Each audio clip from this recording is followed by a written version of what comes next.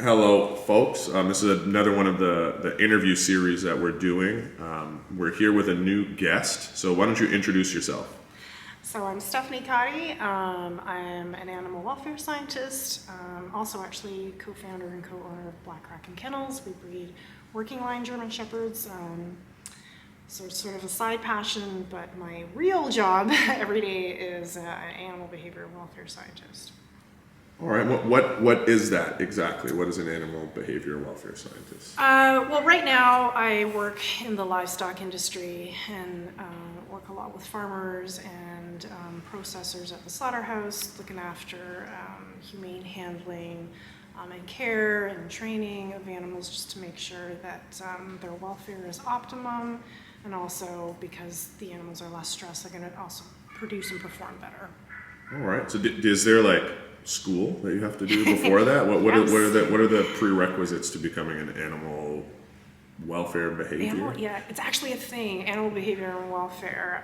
So I have a PhD that I got from University of Guelph, and also a postdoctoral fellowship that I did also in animal behavior and welfare. So yes, there actually is training for that. So I do have a doctorate in animal behavior. All right. So, little spoiler, I've known Stephanie for a few years now. We've been working her dog Xander.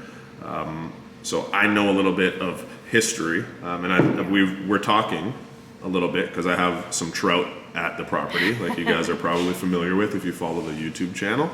And Stephanie was like, "Oh, you can actually train those things?" And I was like, "Huh? Tell me more." So you want to kind of just give us a little bit of information on that so I can go practice my trout training? Yeah, so you can train fish.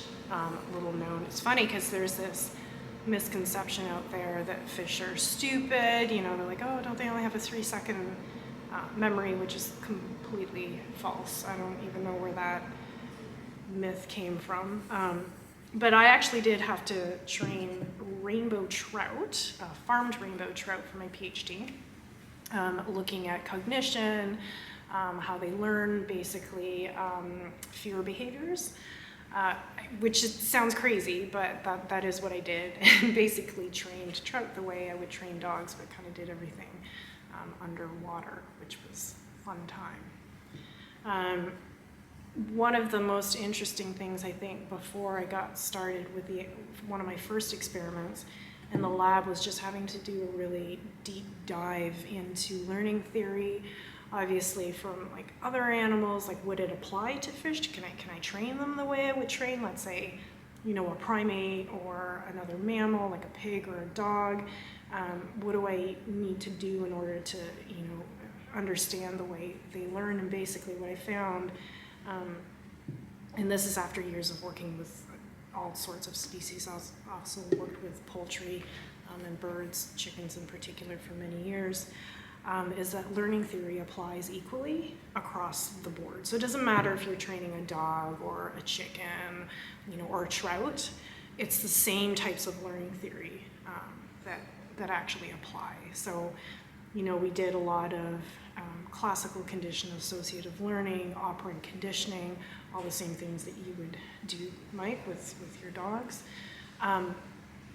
But the main takeaway was that even though animals learn the same way across the board using the same types of learning theory, the important thing about how efficacious your training is going to be is understanding the animal's biology. So obviously, like when you're dealing with fish, right, you have to do everything underwater, but you have to know what is the most effective way that I can communicate with them, right? So, I had to look up, do they see the visual spectrum the way that we do? Can I use color cues with them, like colored lights, or visual cues? Can they see the same colors we do? And basically they do. They see the same visual spectrum, so they can see the same colors that we do. So, ding, check that off. It's like, can they, I don't know, how do they hear underwater, right? Can I use sound cues, right? So you gotta figure out what works and how I can make, how I can present different stimuli to them in a way that's gonna make sense for them. And then I can start pairing them and doing things with that. So one of the first things I did with them, very, very simple, was like, hey, Trout, learn to basically press a lever for a food reward. And so that would be operant conditioning, right? So we use that. So how, generally, maybe it's been a little while since you did it, but like how long did it take you to teach the Trout operantly to do that? Yeah. The interesting thing is there was a huge bell curve. So like out of, a group of fish, and again, I think you would see the same thing with dogs as well. There's some fish that learned really quickly, that even surprised me. It's like, oh my God, I had this one fish that learned how to do that in one session, which was incredible. And then I had another one who on the bell curve would be like right at the end, right? Like, again, it's always on a curve. You're gonna have your early, like really quick learners, and then you're gonna have sort of maybe 70-75% of the population all sort of learning within the same, maybe day 3 or day 4, and then you have the ones that just take forever, and it's like repetition.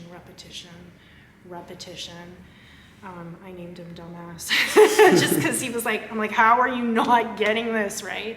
That's what my mom named me too. Yes, right. How are you not getting this? And so again, I think it's even with something like farmed rainbow trout, right? The same sort of distribution of like learning curve, you'll see that, which was really amazing. Like literally, you could plot it out and see that curve. That's pretty cool. So I have a kind of follow-up question to that. Yeah. Did you teach those same group of trout other behaviors? Yes and no. It was like I did it over 5 years, right? Okay. So, my follow-up to the follow-up was like, did you find that Trout, Mr. Dumas, did he learn other behaviors slowly as well, or was it just that particular task? They actually, so that's a cool question. There was this one female fish, and she was really big. She's like almost 2 kilograms, really, really big fish. And I had just like, she was part of an experimental group that I was doing like a certain behavior on, and we can talk more about that later. It was that condition suppression experiment that I did. And so my intention was like, I'm just gonna come into the lab, I'm gonna do our thing, I'm gonna train you to do this thing, and we're gonna take data. But it didn't take long for that one particular fish, after, I don't know if she got to know me or what, it was really crazy, but like as soon as I come into the room, she'd start breaching the water. Oh, wow. Yeah, like normally I'd have to like lower a lever down into the water, right? And I had like this giant clear-sided tank where I can videotape and watch them. But normally I'd have to put it down first, get the equipment ready, have my cues ready. So I used a light presentation. So I do a flash of light, those types of things. And just like me coming into the room, like she started just associating me being in the room with, we're gonna work now. We're gonna train. Yeah, game's on. She just like started breaching the water and like jumping out, and she's like, feed me, like give me the lever so I can press it. Like it was amazing. That amazed me because it wasn't something I intentionally wanted to teach that fish. She just kind of put the pieces together, and I think again it's the consistency, right? Because we did it every day. That's really cool. It's like when I kind of have it's not a scientific term at all, but I have a thing where I talk about I like dogs to be active dogs in reactive environments, like them going out and kind of just behaving operantly, like, hey, what's this gonna do, what's that gonna do, and trying to activate games always. So for those of us that are struggling with dogs that are doing that, Stephanie got a damn trout to do it, so it makes us feel a little bit more inadequate. All right. But the cool thing is like there was such a variation in their capacity to learn and their ability to perform at a high level. The interesting thing, and this is what sort of helped me just become a better trainer and breeder, in fact, is looking at the effects of stress, right, and stress resiliency. So there would be some fish that could just get over stress really quickly, and the ones that were able to be not only handle stress, but recover from the stress faster were the highest performers. And the ones that were just like really freaked out and just couldn't recover, some of those fish I actually couldn't train. So I'd lose some data and they would just shut down. So I'll give you an example. if I applied a stressful stimulus, which was a net, right? Because if you're a fish, getting netted is super stressful, right? Because you're being chased, you're being netted, pulled out of the water, you can't breathe. So for them, plunging a net in the water was super stressful, right? You transfer them into, let's say, a different tank. If they're really stressed out, which most of them are because they hate being netted, they just stop eating. So in trout, I can't say fish because there's like thousands of species, but in trout at least, there's very specific stress responses that you can look for. So one of them would be like a higher breathing rate. So you can see their gills, their opercular beat. So after them like having these spurts of like, oh my God, I'm freaking out, and they're just kind of darting around the tank, you can see them like literally like breathing really quickly, right? So you can see that. That's one. The other thing is when they get really stressed out, they'll actually sink down to the bottom of the tank, and they like, to me, that's just a different strategy, right? And that's them shutting down, and they'll like sink down to the bottom of the tank and they freeze and they don't move. You can't work with an animal like that, right? They're not in a space to learn because they're not relaxed. They also turn colors, which is, I think most people, I didn't even know that, right? It's like when they get really stressed out, they get like sort of like a slat gray, like a dark gray, they start turning really dark. So they get really dark and then they sink down to the bottom and they just don't move. And even their, breathing rate kind of decreases. And again, and they don't eat. So they come off of food. You can throw food into the water and it'll just like fall in front of their face, and they won't eat. I guess it kind of, again, like dogs, right? It makes sense with Maslow's hierarchy of like, well, am I gonna, they think that they're dying right now, right? Or there's potential threat, like food doesn't matter at this point. Exactly. They're in sort of a survival mode, right? They're in that emergency flight or fight. And they're not fighting, obviously, so they're in that flight. And that first flight mode is I'm going to zip around and see if I can get out of here. That doesn't work, okay, then they go to the extreme, which is I'm going to shut down.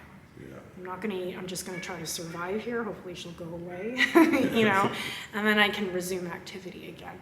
And so the resumption of activity, so we can measure that time lag as resilience. Okay. Kind of like recovery time. Absolutely, it's the same thing, like with dogs, it's like that time lag when they get back onto food, they get back, they're relaxed, they're engaging with you again, they start eating again, that's when they're receptive and they're ready to be trained, right? It's the same thing with fish.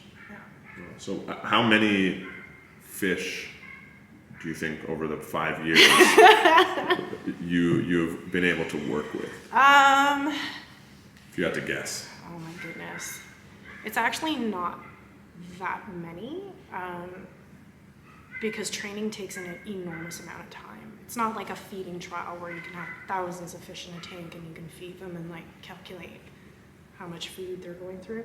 It's like, because you're looking for behaviors, right? So if you think about the amount of time that you put into training one dog individually, it's an enormous amount of time. So I do about maybe 24 at a time. Okay. For each experiment, and there were a series of about maybe 8 over 5 years. So good amount. So that's a pretty successful boarding training program. Yes, yeah, totally right. 5-year boarding or 1-year boarding at a time, and different ages as well. I got to work with like little guys, the fingerlings, just the little baby fish, to full on like ready to eat size fish. Yeah. So yeah. That's pretty awesome. Is there, you talked about some things that kind of like stood out and kind of took you by surprise, or you didn't know about, like that change of color in the fish. Yeah. Is there anything else that like kind of really stood out that you were almost surprised by? I guess I was surprised at, just because I'd never worked with them before and I didn't know what to expect at the beginning of the journey, I was surprised how fast some of them can learn. Like I said, just doing an operant conditioning, it's like, okay, you got to press this lever, right? And it's like, you press this lever and a pellet of food will fall in. Like, I never thought that I'd be able to get some of them to do it like in an hour, which is amazing. And these are not like selected, working line fish or anything, right? Like they're meant to go to the grocery store. And they have this incredible capacity to learn that. And, you know, part of that, you'll see the learning curve isn't even their learning curve, but my learning curve. Yeah.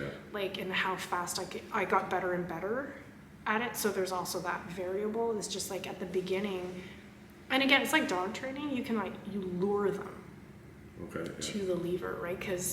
And there are things that you can do for operant conditioning to try to get the animal to operate on their environment so that they make contact with the object to get the reward, such as putting them in a smaller tank size so they don't have so much room to swim around it. Kind of that would be like your Skinner box, essentially, right? Your BF Skinner, his little box with the rat. With like pressing the lever for the food, but what you want to do is manage the environment so that you increase the chances of them running into the thing.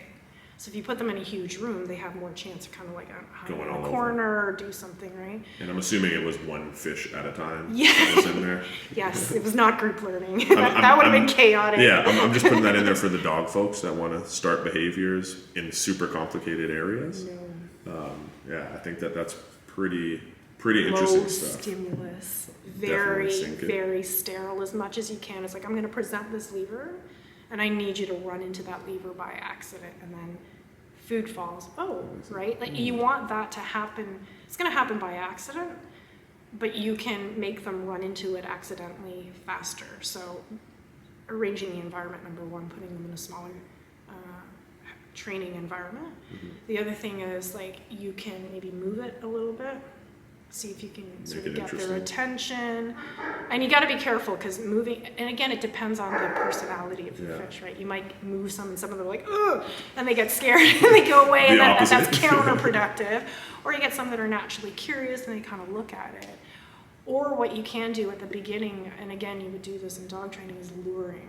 So if it looks like it's taking a long time and there isn't that natural curiosity that's happening with that individual, it's like I would drop little bits of food, you know, as close to the lever to get them as possible to try to get them to eat it, and then, like, you know, tap into it by accident. Did you find any correlation between kind of, I would say, like the more naturally curious fish and that kind of rate of learning, or how fast? Yeah, absolutely. That's exactly it. Like, you can literally see personalities come out. You will find that there are some, I was going to say dogs, fish that are just naturally curious. They like to, you know, check out their environment. They're more bold. Like, there are some fish that were like, I don't know how to describe it other than bold. Like, if you come up to the water, they'll come up, you know, to you, kind of like. Because it's really, because like that's one of the things that I look for when I'm selecting puppies. Is I look for that outgoing, kind of curious, bold puppy.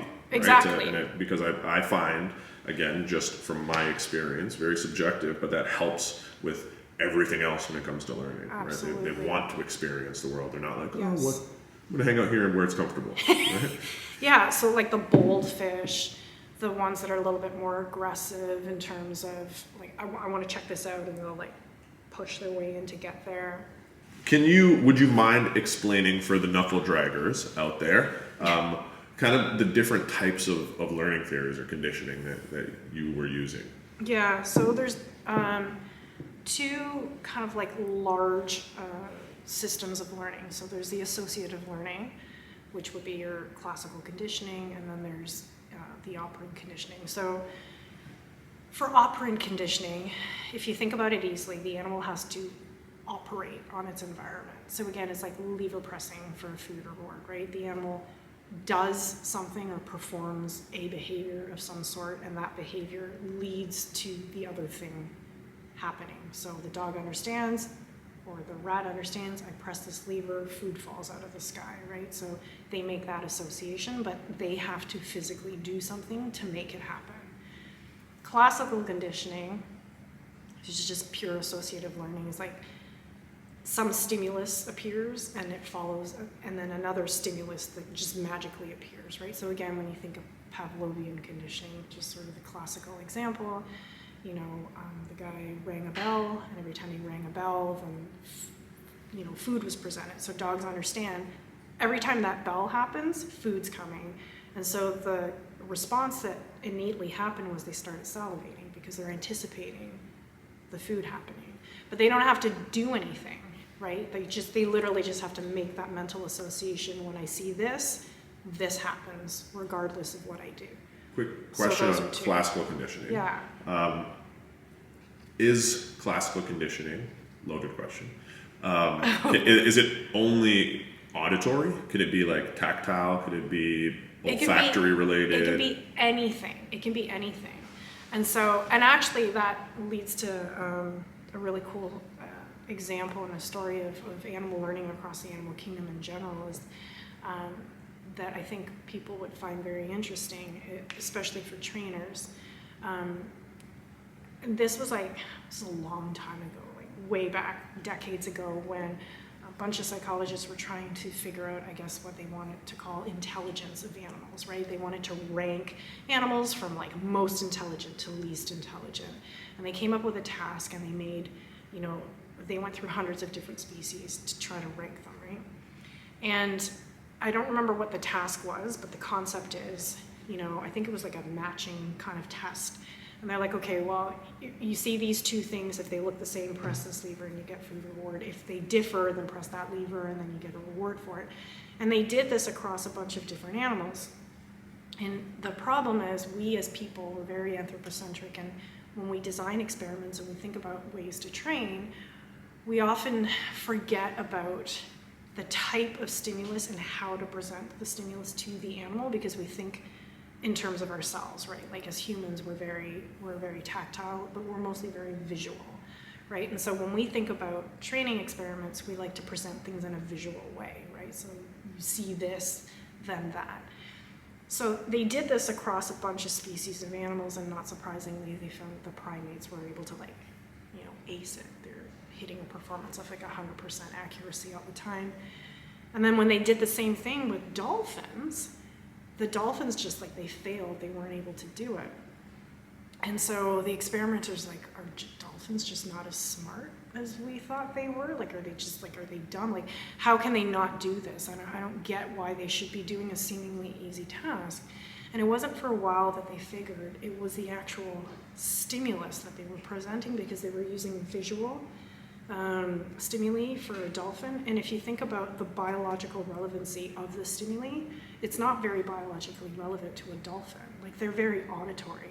So if you know anything about dolphins, they use clicks and echolocation, right? They're very sound driven, right? And so sounds are very meaningful to them. They're biologically relevant way more than visual. And so what they did is they switched up the experiment, did the same experiment, but instead of using visual cues, they use auditory cues. So they play different frequencies, like hertz. And they're like, if these two sounds sound the same, then press that. If they sound different, then press that. And then the accuracy shot up to the same level as the primates did.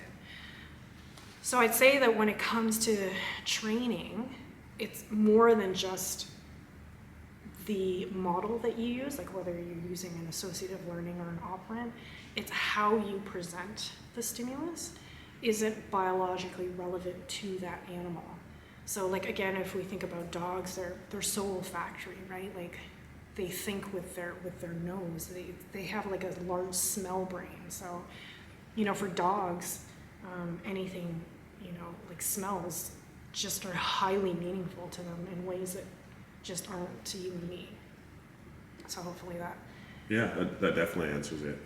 And obviously I think the correlation for the working dog folks would be for tasks like tracking or detection work, right? If we could almost maybe even classically condition a target odor with a dog, totally possible. where they right? Yeah. I think that's really interesting. It's like learning to speak the animal's language, right? So if you're a dolphin, that's going to be clicks and noises, and if you're going to be, I don't know, a bat, I guess that would be the same. Fish also, they have if you look on certain fish, you can see a line that goes down their body, halfway, that's the lateral line. They feel pressure through the water. So, and they're also very olfactory as well. So you just got to figure out what's the best way to communicate with this animal that makes sense to them in their world.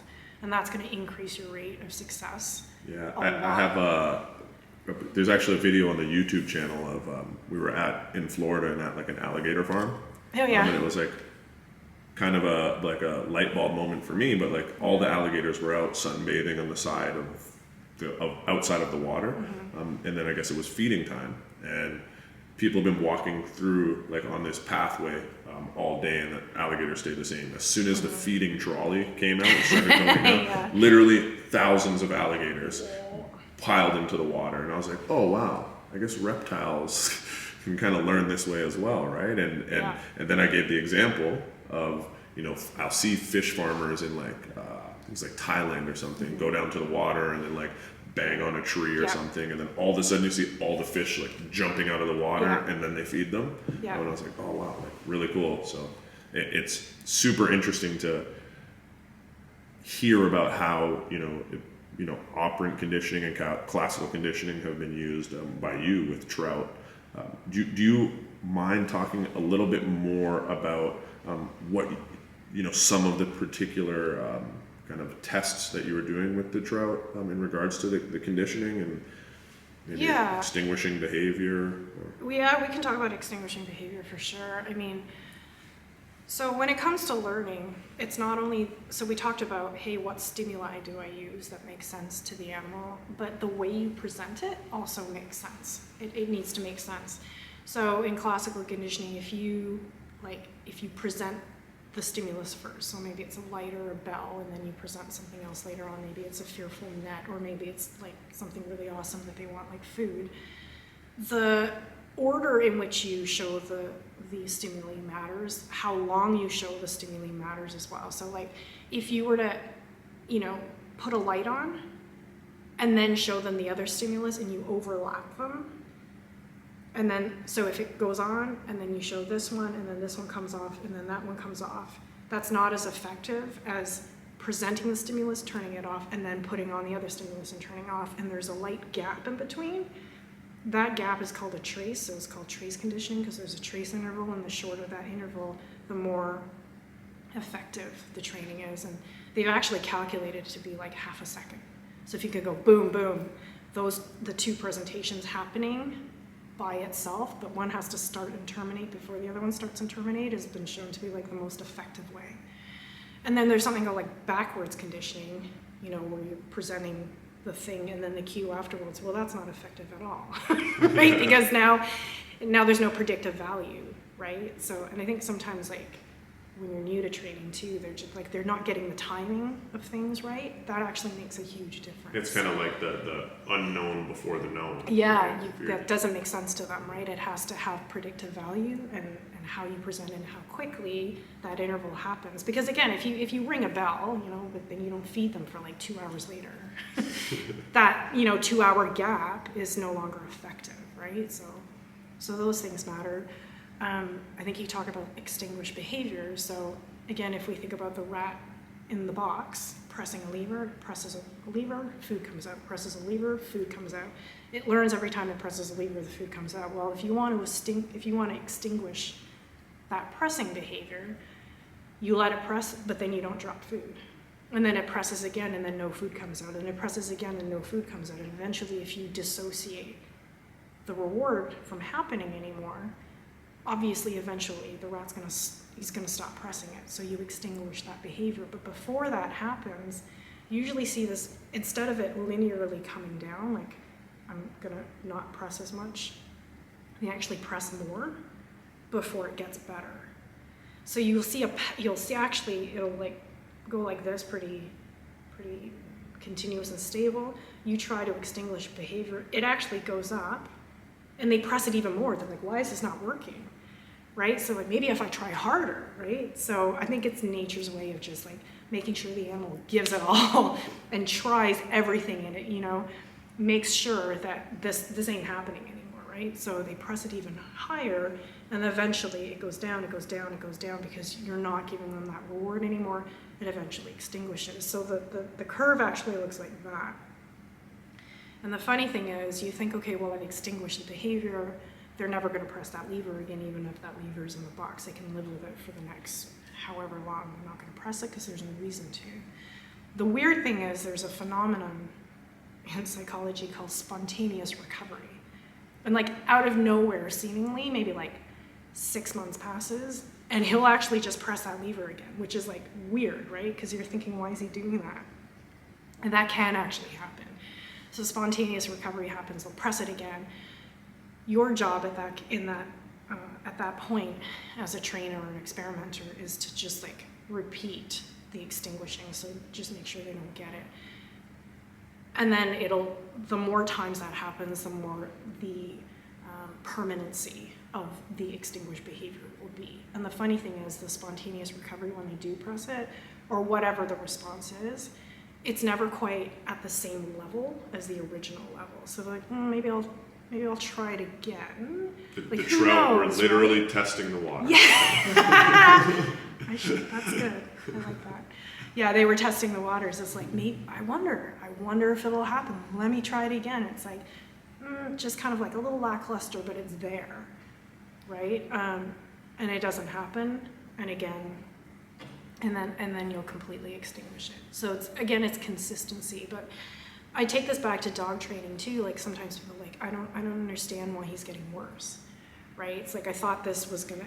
That's because dogs will come to a point where they're going to protest. They're going to get highly frustrated because they're so used to doing it a certain way. You change the program, the behavior seemingly gets worse, but that's because they're going through that part of the curve before things extinguish. Yeah, and I think in relation to dogs, for pet owners, at that moment when they're kind of testing the waters again, if they were to receive, if your trout were to receive an actual reinforcement for testing the waters, yes, could you guess or estimate that behavior would become more predictably likely to happen again? Yeah, like you can reestablish you it. can just, right? So, I mean, again, like when it comes to learning, it's like, it follows like a textbook. Like sometimes things will just spontaneously recover, but as long as you know that can happen, you know what measures to take, right? You know it's not going to happen quite at the same level as before. So sometimes, owners will go through some sort of training, their dog looks great, they go home, and then stuff happens like 2 months later. They're like, oh, I thought we dealt with this. Like, why is this showing up again? It can, because that is part of like general learning theory. Their duty is just to know, hey, you know what to do. You know how to extinguish this. Like we taught this obedience. Now you can, it's not going to be at the same level as it was. They can see little bits of it creeping up, but you know how to like shut it down. And you just make sure that you're consistent with it, and then it'll eventually, the permanency of the extinction will be there. Yeah, I think that this is also really important for dog handlers, that dogs are on particular odors. I don't want to say anything specifically, but they're trying to get the dog off of that odor now, right. And continue to have that dog work. If it's quite possible, or at least likely, that dog can spontaneously kind of respond or recover in that moment to, later on show behavior that we've already extinguished or attempted to, right? So very, very important. Awesome. I think that this is plenty of information right now. I think the people are going to love it. We're definitely going to do a follow-up, probably more follow-up than just one. Bring questions. Because there's still so much more that we can talk about with just the trout. Yeah, there's so much that But I really want to get into some of the other things that you're doing as well, with the work that you're doing currently, at these different, you said like slaughterhouses and things of that nature.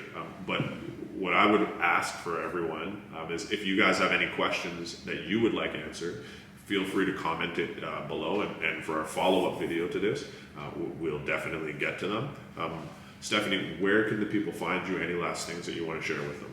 Where can they find me? I can't leave my email here, can I? Not your email, but like get in touch with Mike, and then we'll connect. And your kennel name is Black Kraken Kennels. Awesome. So we'll definitely talk, guys, and we look forward. Thank you, Stephanie, for taking your time to do this. Thank you.